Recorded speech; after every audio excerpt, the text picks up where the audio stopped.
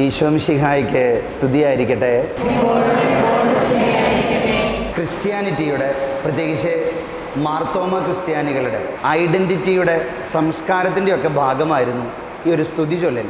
ഈശോമിശിഹായ്ക്ക് സ്തുതിയായിരിക്കട്ടെ എന്ന് പറഞ്ഞുകൊണ്ടാണ് നമ്മളൊക്കെ പരസ്പരം അഭിസംബോധന ചെയ്തിരുന്നത്. കാലങ്ങൾ ഇങ്ങനെ മുന്നോട്ട് നീങ്ങിയപ്പോൾ എവിടെയൊക്കെയോ ആ ഒരു നല്ല സംസ്കാരം നഷ്ടപ്പെട്ടിട്ടുണ്ട്.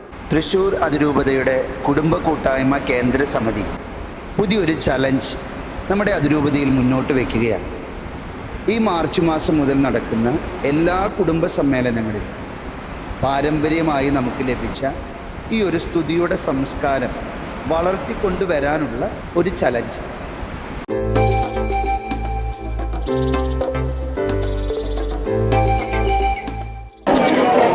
ഈശോമിശിഹായിരിക്കും സ്തുതിയായിരിക്കട്ടെ. എന്തു പറ്റിയ മാമ? ഇന്ന് പള്ളിയിൽ പ്രസംഗം പറഞ്ഞില്ലേ എല്ലാവരോടും സ്തുതി കൊടുക്കാൻ. ഈശോമിശിഹായിരിക്കും സ്തുതിയായിരിക്കട്ടെ. ഈശോമിശിഹായിരിക്കും സ്തുതിയായിരിക്കട്ടെ. ഈശോമിശിഹായ്ക്ക് സ്തുതിയായിരിക്കട്ടെ. സ്തുതിയായിരിക്കട്ടെ. പിതാവിന്റെയും പുത്രന്റെയും പരിശുദ്ധാത്മാവിന്റെയും നാമത്തിൽ ആമേൻ. പരിശുദ്ധാത്മാവേ നീ എഴുന്നള്ളി.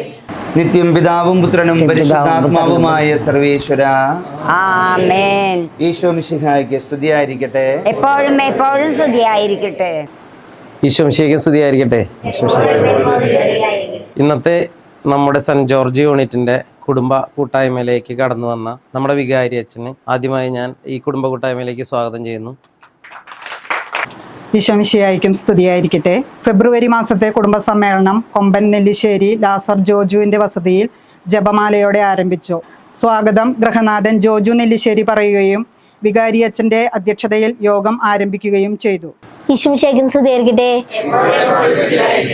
അപ്പൊ ഞാൻ ഇന്ന് പരിചയപ്പെടുത്താൻ പോകുന്നത് നമ്മുടെ ഇടവക മധ്യസ്ഥനായ വിശുദ്ധ അന്തോണീസിനെ കുറിച്ചാണ്.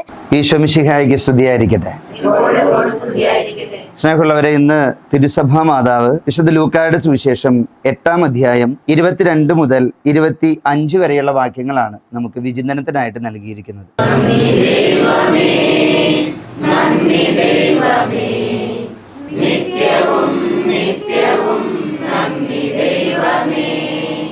ഈശോമിശിഹായ്ക്ക് സ്തുതിയായിരിക്കട്ടെ. എൻ്റെ ചോദ്യം ഇതാണ്: ഈ ഈശോമിശിഹായ്ക്ക് സ്തുതിയായിരിക്കട്ടെ എന്ന് പറയുന്ന ഈ ചലഞ്ച് ഏറ്റെടുക്കാൻ നിങ്ങൾ റെഡിയാണോ?